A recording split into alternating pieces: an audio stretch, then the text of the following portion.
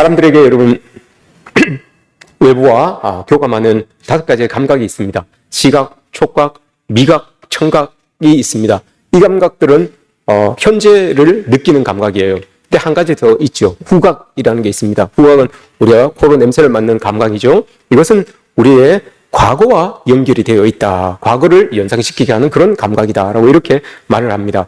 코로 어떤 냄새를 이렇게 맡으면 그 냄새가 우리 뇌에 이렇게 이제 저장이 됩니다. 뇌에 저장이 되어서 나중에 어떤 비슷한 냄새를 이렇게 맡으면 이게 어디에서 났던 냄새인데라고 하면서 옛날에 있었던 사건들을 이렇게 떠올리게 만든대요. 우리 후각이 그런 역할을 한답니다. 그 냄새를 이렇게 맡으면 여러분 그런 때가 있었잖아요. 야, 이거 우리 옛날 시골집에서 나던 냄새인데 어떤 냄새인데 이렇게 하면서 그 냄새를 딱 맡으면 옛날에 있었던 그 일들을 이렇게 회상을 합니다. 그래서 여러분 남자들은 결혼 정년기에 있는 남자들은 엄마 냄새와 비슷한 여인을 찾는다고 해요. 반대로 여자 청년들은 아빠 냄새와 비슷한 냄새를 이렇게 끌린다고 해요. 그게 우리 머릿속에 있는 뇌에서 기억하고 있는 우리의 후각이라고 하는 그것의 역할이에요. 그 냄새를 통하여서 옛날에 있었던 추억들을 이렇게 떠올려내게 하는 그런 모습들이 있다는 거죠.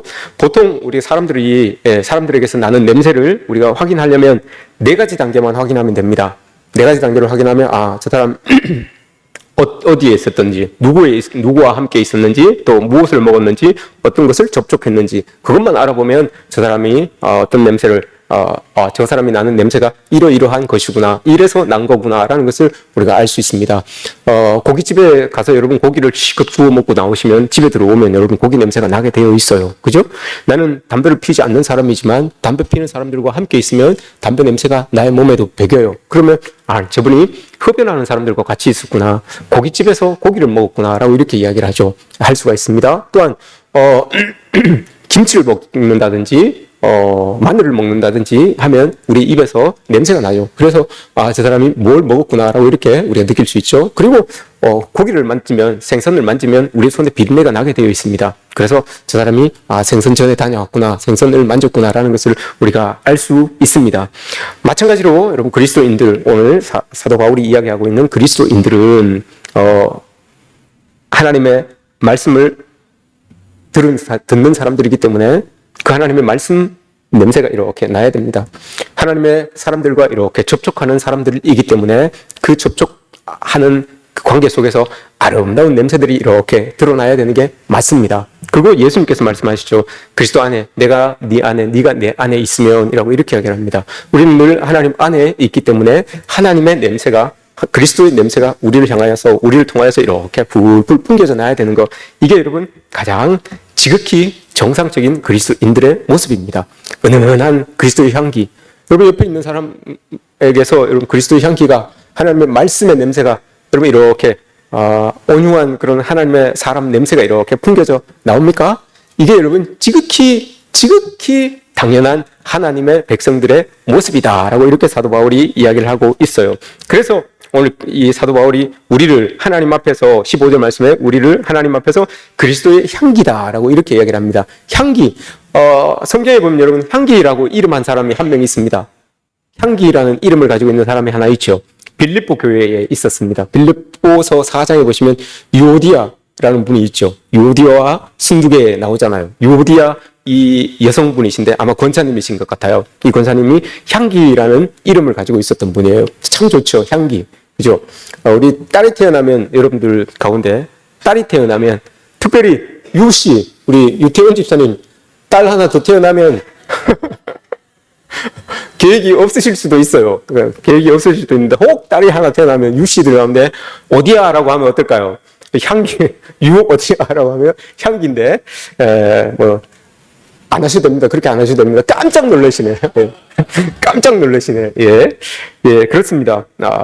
향기라는 그런 이 이름으로 사도 바울이 우리 그리스도인들을 일컫고 있는 모습을 우리가 보게 됩니다. 근데 여러분, 사도 바울이 오늘 우리가 읽은 14절 말씀부터 이렇게 보셨는데, 원래는 여러분 12절부터 보셔야 돼요. 12절부터. 사도 바울은 길이 없는 곳에 길을 만드는 사람이었어요. 하나님께서 원래 사도 바울을 이렇게 이끌어 주셔서 들어와라고 하는 곳에서 복음을 증거하게 하셨어요. 복음을. 그래서 모든 것들을 다 준비해 주셨어요. 사람도, 여건도, 조건도, 환경도 다 준비해 주셔서 드로아에서 열심히 하나님의 복음을 증거하고 살아가면 돼요. 그런데 이 사도 바울의 마음에 한켠에 답답함이 있었어요.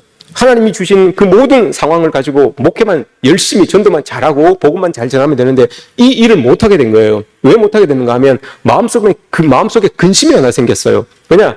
자기가 사랑하고 아꼈던 그 제자, 아들처럼 아꼈던 제자 디도라고 하는 사람이 있는데 그 디도를 고린도 교회에다가 놓고 갔어요. 고린도 교회를 자기가 개척하고 난 다음에 고린도 교회를 네가 좀 이렇게 잘 다스려줘라라고 하면서 디도를 고린도 교회에 두고 왔어요. 그래서 고린도 교회에서 어떤 문제가 있고 어떻게 지금 성장해 나아가고 하는 이런 일들을 나에게 네가 와서 나에게 전해달라라고 이렇게 이야기를 했어요. 그런데 시간이 지나도 이 디도가 안 오는 거예요. 드로아에서 열심히 사역을 해야 되는데 디도 걱정이 돼서 이 사역이 안 되는 거예요. 고린도 교회가 혹시 어떻게 잘못된 건 아닌가? 그 교회에 소식을 전해줘야 되는데 전해줘야 될 사람이 안 돌아오니까 혹시 나쁜 일을 당한 건 아닌가? 또 고린도 교회가 엉망이 된 건 아닌가? 이런 걱정이 있어서 드로아에서 사역을 못해요. 그래서 그 사람이 그 드로아에서 떠나갑니다. 드로아에서 떠나서 마게도냐라고 하는 곳으로 들어가요. 마게도냐라고 하는 곳으로 들어가는데 그 마게도냐로 이렇게 들어갈 때 여러분 그 마음이 어땠겠습니까? 자기는 마게도냐로 가면, 왜 마게도냐로 갔나 하면, 그 마게도냐로 가면 고린도가 좀 더 가까워요. 좀 더 가깝기 때문에 디도가 좀 더 빨리 올 수 있겠지. 고린도의 이야기를 내가 좀 더 빨리 접할 수 있겠지. 이런 마음으로 이제 마게도냐로 넘어간 거예요. 그 마음을 가지고 막 걱정하고 근심하는 마음으로 드로아에서 떠나 마게도냐로 이렇게 들어갑니다. 그런데 놀라운 일을 여러분 경험합니다. 사도 바울이. 그 마게도냐로 이렇게 들어가는 와중에, 들어가는 길에 생각해보니까 자기가 그렇게 걱정하고 근심했던, 고민했던 그 모습들이 없어진 거예요, 다. 다 없어져 버린 거예요. 내가 근심했던 그 고린도 교회의 모습, 근심했던 디도의 모습, 걱정하고 있었던 그 모습, 이런 모습들이 여러분 싹 다 씻겨져 버린 거예요. 그래서 오늘 14절 말씀부터 나오는 거예요. 이 12절, 13절 말씀과 14절 말씀에 어투가 여러분 확연하게 차이가 나요. 아무 걱정거리 없이, 근심거리 없이 사도 바울이 이야기를 합니다. 14절 말씀 보시면 그리스도 안에서 이기게 하시고 각처에서 그리스도를 아는 냄새를 나타내게 하시는 하나님께 감사합니다 라고 이렇게 얘기를 해요. 근심에 쌓여있고 걱정에 쌓여있고 불안하고 있었던 그 사도 바울이 마게도냐로 넘어가는 그 과정 중에서 그 마음이 싹 씻겨졌어요. 어떤 이유인지는 모르겠어요, 여러분. 그러나 우리가 알 수 있는 것은 하나님께서 그 사도 바울이 놓치지 않고 복음의 길을 걸어가는 그 과정 속에 성령께서 들어오셔서 자기도 모르는 사이에 부지불식간에 성령께서 들어오셔서 그 마음을 아마 만져주셨던 것 같아요. 이걸 우리가 어떻게 알 수 있는가 하면 로마서 8장에 나중에 보면 사도 바울이 고백하죠. 로마서 8장 28절에서 하나님을 믿는 사람들, 하나님의 사랑을 받는 사람들, 이 사람들은 모든 것이 다 합력하여서 선을 이룹니다 라고 이렇게 이야기를 해요. 여기에서 모든 것이 합력하다라고 하는 것은 여러분 이게 잘 되는 것도 있고 그리스도인으로서 잘 되는 것도 있고 안 되는 것도 있어요. 안 되는 것도 있고 또 믿어지는 것도 있고 그리스도인임에도 불구하고 믿어지지 않는 것도 있어요. 또 했을 때 결과물이 나타나는 것도 있고 안 나타나는 것도 있어요. 그 모든 것들이 다 지나고 나니까 하나님이 안 되게 하신 이유가 그거였구나. 이렇게 실패하게 하신 이유가 이거였구나. 다 지나고 나니까 그 모든 것들이 다 합쳐져서 하나님의 뜻을 나타내는 일이었구나라는 것을 깨달은 거예요. 그럼 오늘 사도 바울이 오늘 본문에서도 이야기하는 건 그거죠. 자기가 그렇게 근심을 안고 있었음에도 불구하고 하나님의 일을 놓지 않고 그래도 마게도냐로 뚜벅뚜벅 걸어가고 있으니까 그 사이에 하나님께서 성령으로 자기의 마음을 싹 치료해 주신 거예요. 로마서 8장의 말씀도 여러분 그거예요. 모든 것이 합력하여 선을 이루게 하셨다라고 하는 말씀은 여러분 그냥 안 믿고 있는데 하나님이 툭, 일하지 않고 있는데 하나님이 툭 어떤 좋은 일들을 다 이렇게 합력하여서 좋은 일들을 만들었다 이 말이 아니에요. 여러분 믿겨지지도 않는데 여러분 나쁜 일들이 일어나는데 이 실패가 일어남에도 불구하고 계속 가는 거예요. 믿음으로 계속 가고 있는 그 사이에 여러분 그 모든 것들이 지나고 나니까 합력하여서 선을 이루게 되었다라고 이렇게 고백하는 거예요. 멈추어 있는 게 아니에요. 여러분 실패했다고 해서 믿겨지지 않는다고 해서 이해되지 않는다고 해서 그 자리에 서서 아무것도 안 하고 있는 게 아니라 믿겨지지 않고 이해되지 않음에도 불구하고 믿음 붙들고 가는 거예요. 믿음 붙들고 쭉 나가니까 그 나가는 과정 속에서 하나님이 다 해결해 주신 거예요. 그래서 나중에 결론적으로 모든 것들이 이게 하나님의 선하심을 이루는 방법이구나라고 이렇게 고백을 하는 거였죠. 우리 사도 바울이 그렇게 고백을 하는 이유도, 오늘처럼 고백하는 이유도 그거예요. 성경에서는 어떻게 하나님이 도와주셨다는 말이 없어요. 그런데 원문을 보면 여러분 문구가 확연하게 바뀌어요. 슬픔의 단어들이 절비되어 있는 상황에서 기쁨의 단어로 확 바뀌는 걸 볼 수 있어요. 그러면 그 사이에 분명히 우리가 알지 못하는 성령 하나님의 도우심, 성령 하나님의 어루만지심이 분명히 있었다는 것을 우리는 알 수 있죠. 이게 여러분 그리스도인들의 삶이에요. 우리 살다 보면 여러분 잘 안 되는 게 있어요. 어려운 것도 있고요. 잘 하다가 부딪히는 그런 일들도 있어요. 그러나 믿음 잃지 않고 끝까지 여러분 그거 붙들고 믿음 붙들고 나아가면 결국은 내가 돌아갈지언정, 내가 가다가 멈출지언정 분명히 하나님은 나에게 하고자 하신 일들을 이루신다라고 하는 그 믿음 가지고 여러분 나아가면 분명히 하나님은 이루어 주세요. 그 믿음 가지고 여러분 우리가 나가는 거죠. 이렇게 되니까 하나님을 향한 이 고백들이, 자기 고백들이 바뀌어지게 되는 것을 우리가 보게 됩니다. 사도 바울이 뭐라고 고백합니까, 여러분? 오늘 14절 말씀에서 우리를 그리스도 안에서 이기게 하시고 라고 이렇게 얘기를 합니다. 이기게 하시고. 이건 우리나라 말로 번역해서 이기게 하시고고요. 이건 원문으로 보면 또한 공동 번역으로 보면 이렇게 되어 있어요. 우리를 그리스도의 개선 행렬에 참여시키시고, 이 말이에요. 우리를 그리스도의 개선 행렬에 참여시키시고. 여러분, 개선 행렬이 어떤 겁니까? 로마가 여러분 개선 행렬이라고 하는 단어를 쓸 때는 로마는 이 개선 행렬이라고 하는 이 단어는 여러분 군사 단어예요. 군사 단어. 군사주의예요. 개선 행렬을 할 수 있는 장군은 아무나 여러분 하는 게 아니에요. 그냥 전쟁 나가서 이기고 돌아오는 모든 사람들에게 다 개선 행렬을 허락해 주는 게 아니에요. 조건이 있어요. 이 개선 행렬을 하는 장군은, 할 수 있는 장군은 나아가서 여러분 그 나라를 차지하는 거예요. 그 나라를 차지해서 그 나라를 왕에게 바치는 장군, 아니면 적어도 5,000명 정도를 죽인 장군, 그리고 완벽하게 승리하여서 그 나라를 멸절시킨 장군, 이런 사람들이 여러분 개선 행렬을 하는 거예요. 우리도 여러분 옛날에 올림픽 금메달을 따면 왜 카프레이드 하잖아요. 카프레이드를 쭉 했는데 그 메달 못 딴 사람들은 안 하잖아요. 그죠? 안 시켜주잖아요. 그거랑 마찬가지예요. 개선 행렬도, 로마의 개선 행렬은 그냥 아무 장군이나 하는 게 아니에요. 혁혁한 공이 있는 사람들, 이런 사람들만 여러분 개선 행렬을 이렇게 하는 거예요. 이건 여러분 그러니 개선 행렬을 이렇게 쭉 하다 보면 그 제일 앞에 개선 행렬의 순서가 있잖아요. 제일 앞에 누가 쓰는가 하면 여러분 사제들이 서요.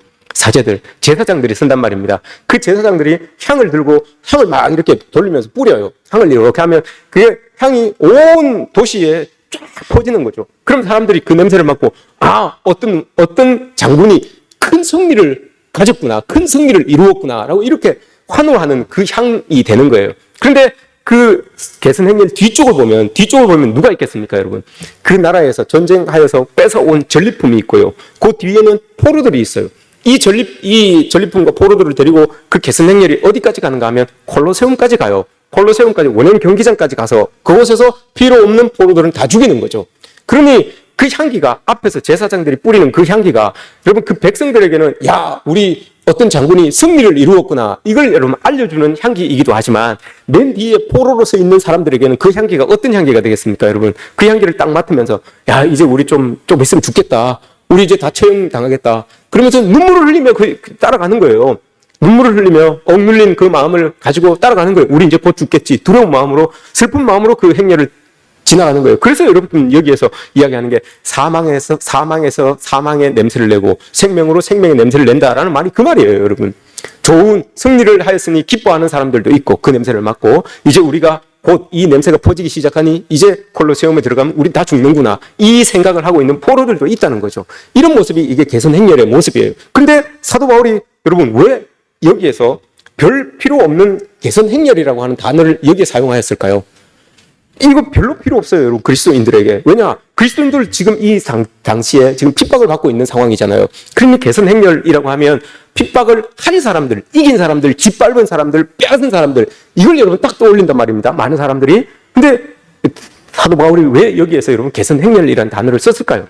사도 바울은 여러분 이 개선 행렬이라는 단어를 딱 쓰면서 완전히 새로운 그런 의미를 부여하고 싶었던 거예요. 완전히 새로운 의미. 하나님께서 이 로마 사람들이 생각하고 있는 그 개선 행렬, 누구를 빼앗고 짓밟고 죽이고 해서 가는 그 개선 행렬이 아니라 그리스도로부터 시작된 개선 행렬을 나는 보여주겠다라고 하는 그런 의미에서 여러분 이 사도 바울이 개선 행렬이라고 하는 말을 하고 있는 거예요. 예수 그리스도로부터 시작된 그 개선 행렬은 여러분 빼앗고 죽이고 뭐 이게 아니에요, 여러분. 생명을 더 풍성하게 만들고 더 사람들로 하여금 평화를 누리게 하고 그 사람들에게서 폭력적이지 않게 하고 이런 행렬이 여러분 그리스도로부터 시작된 개선 행렬인 거예요. 이걸 여러분 이 사도 바울은 원했다는 거죠. 여기와 여러분 똑같은 본문이 비슷한 본문이 고린도전서 4장에 나와요. 그게 고린도전서 4장에 보시면 개선 행렬이 하나 나오는데 그때 여러분 사도 바울이 뭐라고 고백을 하는가 하면 우리는 하나님의 일꾼으로서 하나님을 믿는 사람으로서 우리가 개선 행렬에 참여를 하는데 하나님의 개선 행렬에 참여하는데 우리의 위치가 어딘가 하면 끄트머리에 있습니다 라고 이렇게 이야기를 해요. 고린도전서 4장 9절을 보시면 개선 행렬이 이렇게 하면 개선 행렬은 여러분 주가 제일 앞에 장군이 주잖아요. 근데 사도 바울이 이야기하기를 우리는 그리스도의 개선 행렬에 참여한 사람인데 우리 일꾼들, 하나님의 부름받은 일꾼들은 그 개선 행렬의 끄트머리에 자리합니다 라고 이렇게 이야기를 하고 있어요. 우리는 여러분 끄트머리에 있는 사람들이에요. 개선 행렬의 끄트머리에서 하나님께 영광을 돌리고 하나님께 찬양을 돌릴 수 있는 하나님의 은혜를 감사할 수 있는 그런 사람들이 바로 우리다라고 하는 거예요.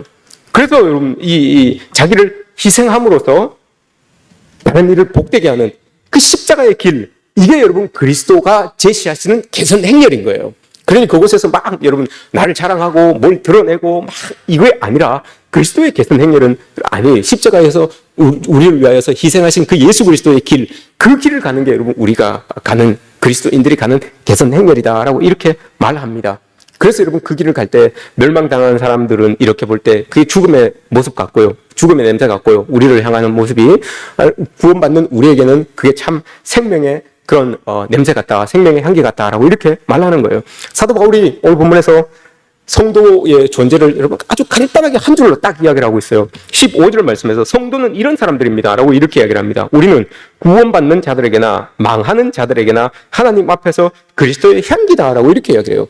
우리는 구원받는 사람도 있고 망하는 사람도 있는데 또 하나님 앞에서 우리는 하나님의 향기입니다 라고 이렇게 그리스도인들은 여러분 하나님의 향기예요. 하나님의 향기. 그리스도인들은 다 향기 나는 삶을 사는 사람들이다는 거죠. 이 말씀 안에는 여러분 우리 그리스도인들의 두 가지 실존이 포함되어 있는 거예요. 어떤 내용이 어떤 게 들어있습니까, 여러분? 오늘 말씀 보세요. 그리스도 앞에서, 특별히 여러분, 우리는 그리스도, 하나님 앞에서 그리스도의 향기니라고 합니다. 하나님 앞에서. 이 말은 여러분, 공동 번역을 보시면 하나님 앞에서라고 하는 이 단어는 여러분, 하나님께 봉헌된, 하나님께 바쳐진 그리스도의 향기입니다. 라는 뜻이에요. 그러면 여러분, 그리스도의 오늘 우리를 이야기하는 실존, 그리스도의 실존은 뭡니까, 여러분? 우린 다 여러분 그리스도에게 바쳐진 자들이에요. 그리스도에게 봉헌된 자들이에요. 하나님 앞에 바쳐진 자들이에요. 하나님 앞에 여러분 바칠 때 어떤 것들을 바치던가요? 여러분? 레위기에서, 출애굽기에서, 신명기에서, 민수기에서 하나님 앞에 바칠 때, 하나님 앞에 봉헌될 때 여러분 뭐 어떤 것들을 바치던가요? 순결하고 정결하고 거룩하고 흠이 없고 이런 것들을 하나님 앞에 바치잖아요. 사도 바울은 여러분 우리를 향하여서 하나님 앞에 바쳐진 그리스도의 향기, 바쳐진 존재들이라고 하는데 그런 의미에서 여러분 우리는 이 땅을 막 살면 안 돼요. 하나님 앞에 바쳐진 존재들이잖아요. 이웃과의 관계 속에서도 여러분 막 이렇게 막대하면 안 돼요. 우리에게 주어진 세월, 여러분 허송세월 하면 안 돼요. 하나님께 바쳐진 존재들이잖아요. 사도 바울이 그렇게 얘기하잖아요. 우리는 하나님 앞에 봉헌된 사람들입니다. 바쳐진 사람들입니다. 그렇기 때문에 여러분 우리의 삶은 늘 거룩하고 정결하고 성결하고 하나님 보시기에 아름다운 모습들, 향기나는 모습들이 늘 우리에게 있어져야 된다는 거죠. 이게 여러분 우리 그리스도인들의 실존이에요. 내 삶이 여러분 이래야 된다고요. 우리가 그러잖아요. 하나님의 일꾼들은 하나님 앞에 봉헌된 자들입니다. 그 일을 함으로 인하여 하나님 앞에 하나님께서 맡겨주신 그 일을 함으로 인하여서 향기가 이렇게 드러나는 거예요. 모비딕이라고 하는 여러분 소설이 있어요. 우리 아들이 읽는데 두꺼워요. 제가 이렇게 다 읽지는 못했고요. 뜯기다 보니까 그게 보면 이슈마엘이라는 사람이 나와요. 그 사람이 망망 바다를 바라보면서 이렇게 이야기를 합니다. 내가 배에 오르면 나는 결코 시중받는 손님이나 선장이 되지 않겠다. 오직 수고하는 나는 선원으로 남을 것이다. 라고 이렇게 이야기를 해요. 그리스도의 일꾼은 여러분 이런 거예요. 하나님께서 우리에게 맡겨주신 그 일자리에서 여러분 나는 수령되는 나는 시중받는 손님이 아니에요. 그리고 끄트머리 개선 행렬에 제일 앞에 있는 사람이 아니에요. 끄트머리예요. 끄트머리에서 열심히 수고하는 선원처럼 열심히 그 일을 감당하는 거예요. 그때 여러분 우리에게서 향기가 펄펄 풍겨나게 되는 그런 모습들이 우리에게 있다라고 이렇게 사도 바울이 이야기하잖아요. 그럼 페르시아 우화 중에 이런 게 있습니다. 한 순례자가 어떤 향기로운 냄새를 따라서 이렇게 갑니다. 냄새가 아주 좋은 향기가 어디에 있었는가부터 나와요. 그 출처를 찾아가니까 요만한 진흙덩어리가 하나가 있는 거예요. 진흙덩어리가 하나 있어요. 그래서 물어봅니다. 우하니까 여러분 사람과 진흙이 대화가 됩니다. 우하니까 넌 도대체 뭐냐라고 이렇게 물어봅니다. 진흙이 이렇게 쳐다봅니다. 이 순례자가 이렇게 혹시 인도의 사향입니까? 라고 이러면 인도의 사향이 여러분 비싸고 값어치가 좋고 이 향기도 좋고 하잖아요. 너무 아름다운 냄새가 나니까 당신 인도의 사향입니까? 라고 물어봐요. 아니요, 나는 진흙인데요. 이렇게. 그럼 도대체 뭐예요? 그러면 인도의 사향이 아니면 그러면 저기 바그다드의 진주입니까? 라고 이렇게 이야기를 해요. 이게 아주 귀한 거잖아요. 바그다드의 진주라고 하면 아주 명품이잖아요. 바그다드의 진주입니까? 라고 이렇게 아닌데요. 그럼 도대체 어디에서 그런 향이 이렇게 납니까? 라고 이렇게 물었어요. 그랬더니 그 진흙이 뭐라고 이야기합니까, 여러분? 내가 얼마 전까지만 해도 백합을 품고 있었어요. 백합이 나에게 심겨져 있었습니다. 라고 이렇게 이야기를 해요. 그래서 그 백합의 향기가, 여러분 그 진흙, 아무것도 볼품 없었던 그 진흙에 여러분 백합의 향기가 딱 묻어져서 그 향기가 이렇게 풀풀 풍겨져 났던 거예요. 그리스도인들이라면 여러분 이 정도 돼야 되지 않겠습니까? 하나님의 백성들이라면 우리가 여러분 하나님을 예수 그리스도를 하루 이틀 믿었습니까? 그죠? 3일 믿었습니까? 그렇다면 여러분 하나님을 믿고 하나님의 말씀을 듣고 하나님의 말씀을 행하고 살았던 사람들이면 우리의 마음속에도 여러분 예수 그리스도의 뿌리가 깊이 내려져서 그 뿌리를 통하여서 하나님의 향기가 예수 그리스도의 향취가 여러분 우리의 모습에 딱 배겨져 있는 거죠. 배어져 있는 거죠. 그래서 어떤 삶의 자리를 가든지 그 향기가 여러분 솔솔 풍겨나는 거예요. 솔솔 풍겨나서 야, 저 사람 그리스도인이네. 이걸 사람들이 안다는 거죠. 이걸 사람들이 느낀다는 거예요. 야, 저 사람 그리스도인이네 라고 하는 거죠. 이게 여러분 우리 모습이 되어야 된다라고 하는 거죠. 그런데 여러분 많은 사람들이 그리스도의 향기를 품고 살아가야 되는데 이게 안 되니까 여러분 인위적인 향수를 뿌리면서 살아가는 사람들이 있어요. 인위적으로 향기를 품으면서 내야 되는데 내가 그래도 교회에 이만큼 오래 다니고 믿음 생활을 이렇게 했는데 이 정도는 돼야 되지 않을까. 근데 몸이 안 따라요, 여러분. 실생활이 그렇게 안 되니까 보이는 것이라도 그렇게 좀 보이려고 향수라도 이렇게 뿌립니다. 향수라도 뿌려서 그래도 그나마 좀 그리스도의 사람으로서의 그런 향이 좀 날 수 있도록 그렇게 살아가는 모습들이 적지 않죠. 그래서 여러분 그걸 사도 바울은 용납하지 않아요. 오늘 본문에서 여러분 그렇게 살아가는 사람들을 사망에 이르는 냄새라고 합니다. 그걸 영어로 여러분 뭐라고 합니까? 냄새를. 이 사망에서 사망에 이르는 냄새를 뭐라고 합니까?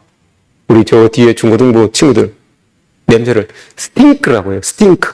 옵스! 이게 여러분 어떤 냄새 어떻게 이렇게 지나가다가 뭔 냄새가 딱 나잖아요. 옵스! 이렇게 코 막는 거. 이걸 스팅크라고 해요. 그게 여러분 사망에서 사망에 이르는 냄새라고 하는 겁니다. 사도 바울은 용납하지 않아요. 그리스도의 향기가 나와야 되는데 그 향기 이외에 향수로 그 향기를 대신하려고 하는 그 냄새를 다 여러분 옵스 이렇게 옆 사람에게 여러분 한번 해보십시오. 옆 사람이 즐거워하겠습니까? 옆 사람 보고 이야기해보세요. 이렇게 하면 여러분 좋아하는 사람 아무도 없을 거예요. 그리스도인이 그리스도의 향기를 못 내면 여러분 이렇다고요. 이런 모습들이 있어진대요. 그러면 안 되죠. 우리는 그리스도의 향기를 내는 사람들입니다. 향기를 내야 되는 사람들이라는 것을 여러분 기억하십시오. 이 향기는 여러분 쉽게 인위적으로 나지 않아요. 17절 말씀해 보세요. 17절 말씀해 보시면 저 끝에 중간쯤 보시면 곧 순전함으로 하나님께 받은 것 같이. 이건 여러분 순전함으로 하나님께 받는 거예요. 하나님이 주셔야 되는 거예요. 하나님의 은혜로 우리에게 주시는 거예요. 그래야지만 여러분 우리의 삶 가운데서 그리스도의 향기가 나는 것이 그게 인위적으로 안 돼요. 내 노력으로 여러분 안 된다요. 안 돼요. 그래서 하나님 앞에 우리는 기도하고 늘 하나님 앞에 겸손하게 나가야 되는 이유가 바로 여기에 있는 거예요. 그래서 하나님이 순전함으로 하나님께서 주실 때 그걸 우린 받아 누리게 되는 겁니다. 그리스도의 향기로서 그럼 여러분 우리는 어떤 삶을 살아야 됩니까? 그리스도의 향기니까 향기를 내는 삶을 살아야 되는데 어떤 향기를 내면서 살아가야 되겠습니까? 오늘 본문에서 이야기하잖아요. 향기는 여러분 가지고 있는 성질이 두 가지가 있어요. 오늘 본문에서 보시면 두 가지가 있는데 첫 번째는 여러분 향기는 사방성이 있습니다. 사방성이라고 하는 것은 이 비교되는 개념이 여러분 단일 지향성이라고 하는 말과 사방성이라고 하는 말이 비교가 돼요. 단일 지향성이라고 하는 말은 제가 지금 마이크를 통해서 여러분들에게 이야기를 하고 있잖아요. 제가 뒤돌아서서 이야기하면 안 들려요. 이게 여러분 단일 지향성이에요. 이 단일 지향성. 그러나 향기라고 하는 것은 사방으로 내가 뒤돌아서도 나야 되는 것이고 엎드려도 나야 되는 것이고 이게 향기예요. 그리스도의 향기는 그런 거예요. 우리의 삶의 자리에서 그리스도의 향기로서 우리는 그런 거예요. 뒤돌아서도 나는 것이고 여러분 그래서 여러분 우리는 막 살면 안 되는 거예요. 내가 뒤돌아 있을지라도 그리스도의 향기가 나요. 그 모습을 보고 여러분 그리스도의 향기구나, 그리스도인이구나 사람들이 본다니까요. 안다니까요. 그래서 그리스도인들은 그리스도의 향기로서의 우리는 여러분 사방성을 지니고 사는 거예요. 오늘 본문 보세요. 뭐라고 이야기합니까, 여러분? 오늘 본문에서 그리스도 믿는 자들에게나 또한 뭐라고 합니까? 구원받는 자들에게나 망하는 자들에게나 그리스도의 향기다라고 이렇게 이야기합니다. 구원받는 자들에게나 이 사람은 여러분 누굴 이야기합니까? 구원받는 자들. 이 사람들은 여러분 예수 그리스도를 믿는데 좀 쉬고 있는 사람들이에요. 어떤 이해충돌이 있어서 하나님을 믿지 않는다든지 믿음이 떨어졌다든지 상황 때문에 상황이 어려웠다든지 하나님을 믿는 사람들인데 예수 그리스도를 구세주로 받아들인 사람인데 신앙생활을 잠깐 쉬는 거예요. 그런데 그리스도의 향기가 여러분 사방성을 가지고 있잖아요. 그리스도의 향기를 내는 사람이 딱 가서 보니까 그 사람이 행동하는 그걸 보니까 그 사람이 믿는 그 모습을 보니까 믿지 않던 사람들이 믿는데 좀 쉬고 있던 사람들이 그 향기를 맡는 거예요. 그 향기는 여러분 어디와 연관이 되어 있다고 했습니까? 기억과 관련이 되어 있다고 그랬잖아요. 그 기억을 더듬어내는 거예요. 아, 내가 저 사람이 행하는 저 모습을 보니까 옛날에 내가 그리스도 믿던 그 모습이 떠오르는 거예요. 옛날에 그 하나님을 막 열심으로 섬겼던 그 모습이 떠오르는 거예요. 그렇게 돼서 다시 주께로 돌아온다라고 하는 게 이게 여러분 구원받는 자들에게나라고 하는 뜻이에요. 그럼 여기 뒤에 있는 말씀은 뭘까요? 망하는 자들에게나 망한 자들이 아닙니다, 여러분. 망하는 자들이에요. 망하는 자들. 이 사람들은 여러분 하나님을 믿어야 될 사람들이죠. 믿어야 될 사람들인데 아직 기회가 없어서 못 믿는 사람들. 이런 사람들 앞에서도 그리스도인들은 향기를 내는 거예요. 그래야지만 여러분 그들이 보고 아, 그리스도인들이 저렇구나라고 하며 그리스도에게로 주님께로 돌아올 수 있다라고 이렇게 말씀을 하는 거죠. 이게 여러분 그리스도의 향기, 우리가 가지고 있는 사방성이에요. 그러니 어느 곳에서 어떤 상황 속에서든지 누구를 만나든지 어떤 일을 하든지 간에 그리스도인은 나는 향기다. 내가 어떤 것들을 해도 향기다. 이걸 누군가 맡는다라는 것을 우리는 기억하고 인식하면서 그렇게 살아가야 되는 게 우리의 모습이다라는 것을 여러분 기억하십시오. 또 하나는 이 차별성이죠. 오늘 본문에서 이야기하잖아요. 차별성. 사망으로부터 사망에 이르는 냄새요. 어떤 사람에게는 사망으로부터 사망에 이르는 냄새요. 어떤 사람에게는 생명으로부터 생명에 이르는 냄새다라고 해요.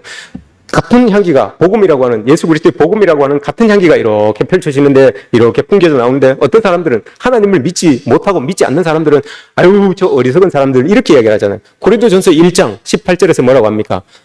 하나님의 말씀이 복음이 여러분 믿는 자에게는 하나님의 능력이 되고 멸망당하는 자들에게는 미련한 것이 된다라고 이렇게 이야기를 하잖아요. 미련한 사람들, 하나님 믿지 않는 사람들은 우리가 지금 이 자리에 교회에 앉아있어 주일날 이도인데 교회에 앉아서 예배드리고 하는 게 미련한 짓처럼 보이는 거예요. 그게 여러분 사망으로부터 사망에 이르는 냄새라는 거예요. 생명으로부터 생명에 이르는 냄새는 뭡니까? 그럼에도 불구하고 우리는 하나님을 믿고 예배하며 하나님 사람답게 살아가려고 하는 것. 이 안에서 복음을 받아들고 영생을 받아들고 하나님을 향하여서 나가는 이 모습. 이게 여러분 우리의 모습이다라고 하는 거예요. 그러니 그리스도인들은 세상 속을 살아갈 때도 여러분 차별성이 있게 살아가야 됩니다. 그리고 사방성을 가지고 살아가야 되는 거예요. 그 세상 사람들이 산다고 그게 다 휩쓸려 그냥 그 세상 냄새에 휩쓸려 그렇게 살아가는 게 아니고요. 세상 냄새에 그냥 막 섞여서 그렇게 살아가는 게 아니고요. 독특한 그리스도인만의 그런 냄새를 내는 거예요. 그게 여러분 그리스도인의 개선 행렬이라는 거예요. 이걸 여러분 오늘 사도 바울이 우리에게 이야기를 해주는 것 아니겠습니까?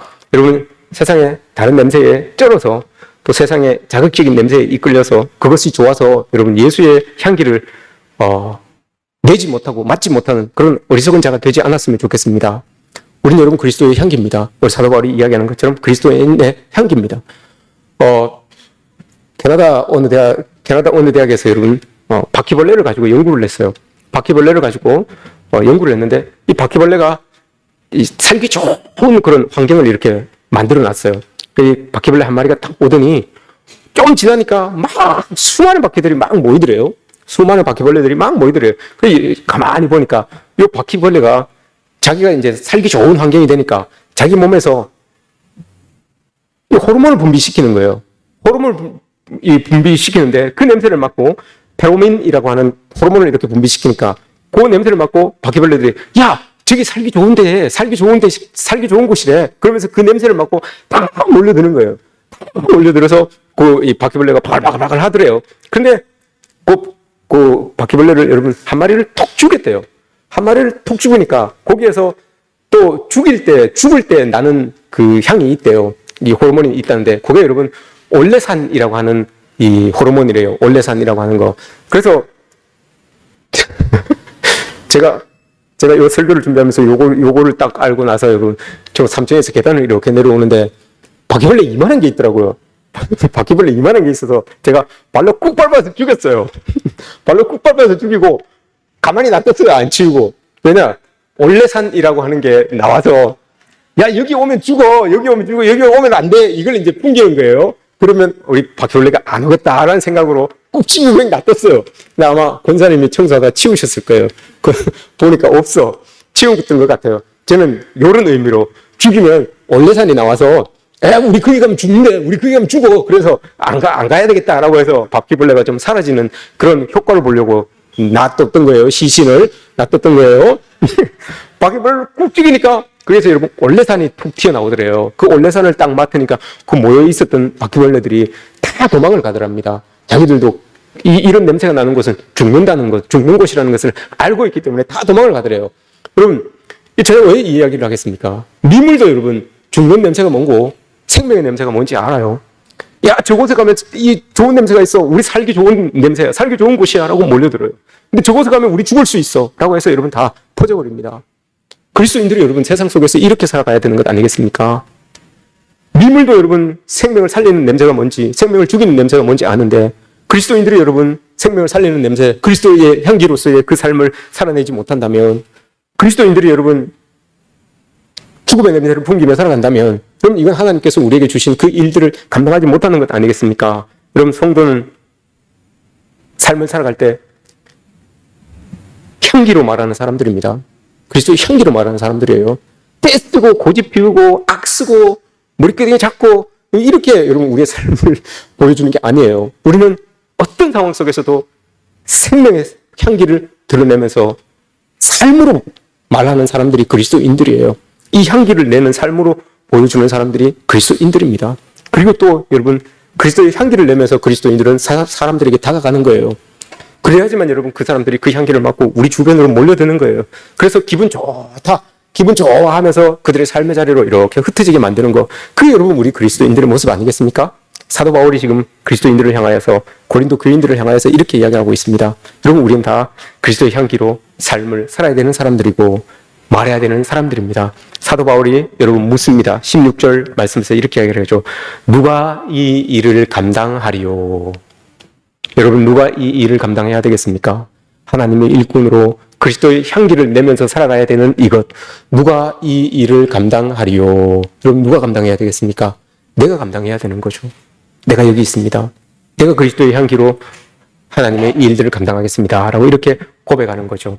이런 고백들을 가지고 그리스도의 향기로 여러분들의 삶을 살아내시는 저와 여러분들 되시기를 주님의 이름으로 축복합니다.